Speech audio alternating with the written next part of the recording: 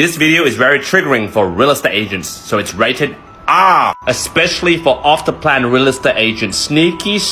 So before I go to the drawing board, I have a lot of clients that have been contacting me through TikTok, and this is like the fifth time that it has happened with these type of purchases. So basically every 2 out of 5 clients that contact me through TikTok and then want me to become their broker, you know, they have an off-the-plan that's settling in 2 months, or they purchased a turnkey, which basically is it has never been lived in before and it can be settled right now. Most of those guys are first home buyers in New South Wales. You know, they buy it off the plan, never been lived in before, they get a $10,000 grant.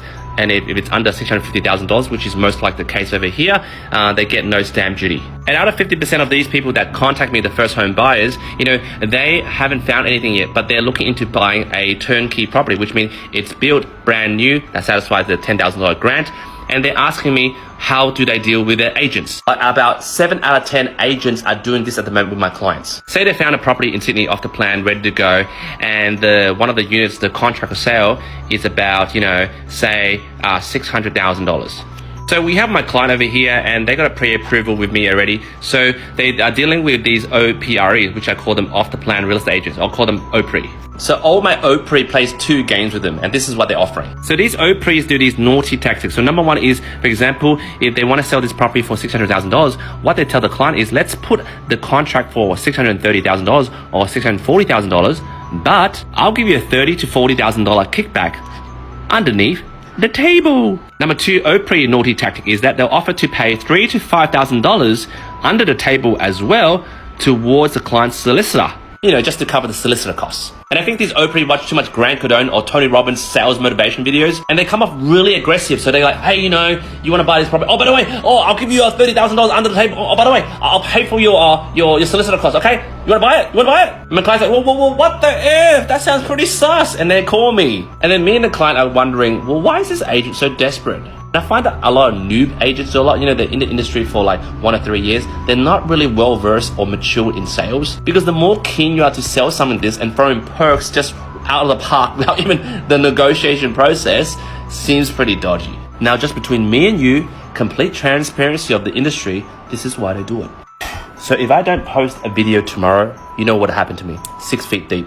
So there's 3 reasons why these OPREs do this. Number 1 is that they keep the value of the property up. For example, when the bank goes to do a valuation, the valuation is not too low because it's propped up at $630,000 to $640,000. And number 2 is they can show off to the developer and tell them, hey, I sold it for such a high value, and get a big commission split. This is the 3rd sinister reason. These very smart, naughty OPREs about 2 to 3 years ago, when they heard about the off the plan being built, they actually purchased one of these units. And sometimes these OPREs buy about 2 to 3 of them. So out of the block of units, when they heard about it, they go and purchase at a very low price for these 3 units, for example, with this OPRE over here.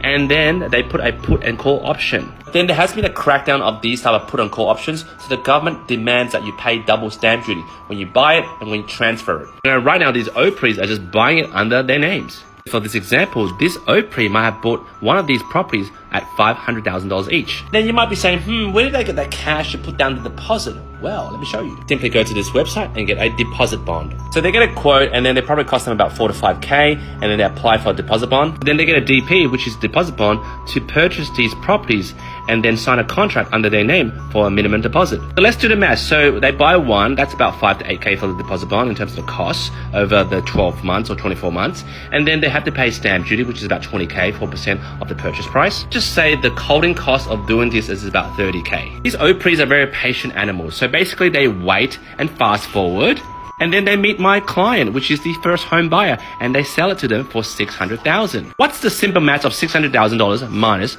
$500,000? That's $100,000 profit. But wait, what about the holding cost, Q? Yes, minus $30,000, that's $70,000. And what about the discount they've given over here? Well, minus $30,000, that's $40,000. What about the solicitor cost over here?